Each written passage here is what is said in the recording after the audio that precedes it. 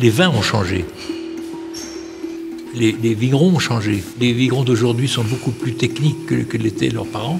Et donc, on a des produits qui sont beaucoup mieux réussis.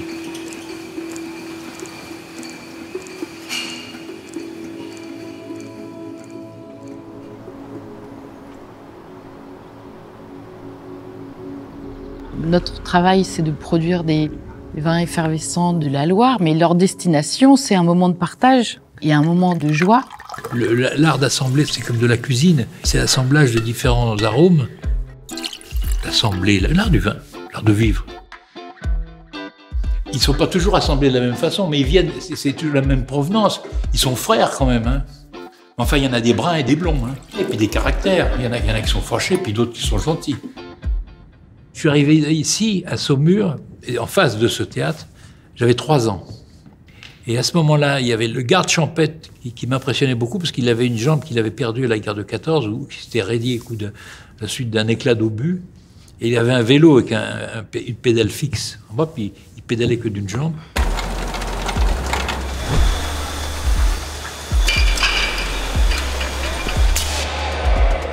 J'ai dû commencer à travailler à la cave quand j'avais 14 ans pendant les vacances pour me payer ma mobilette. Donc, il fallait travailler un peu, clouer des caisses.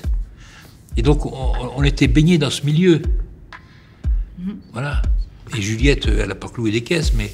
J'ai pas cloué des caisses, mais j'ai vendu des cartons de vin. Et un petit peu plus tard, pendant mes études, toutes les vacances scolaires, c'était aussi le job d'été de faire les visites de cave et accueillir les visiteurs, les clients.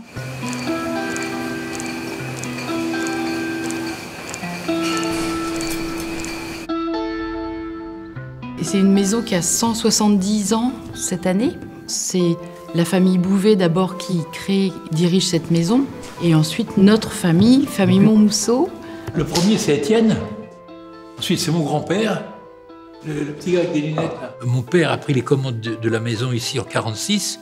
Et puis en 70, il est arrivé à l'âge de la retraite. Il a dit, moi je m'en vais, mon petit gars, tu prends les commandes.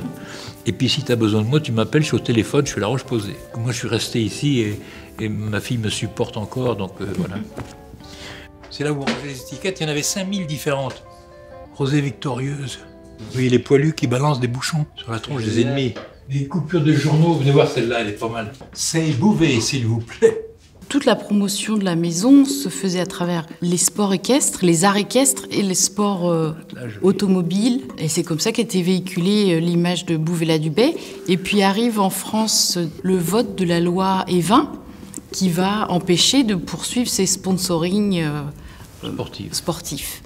Donc c'est là que tu te dis que toutes les actions, il va falloir les orienter vers les arts. Le théâtre, la danse, la musique, la peinture, la sculpture. Moi, j'avais 14 ans quand le centre d'art a ouvert et c'était vraiment merveilleux d'avoir accès à ces artistes dans notre petite ville de Saumur, dans le Val-de-Loire, il y a 30 ans, quoi.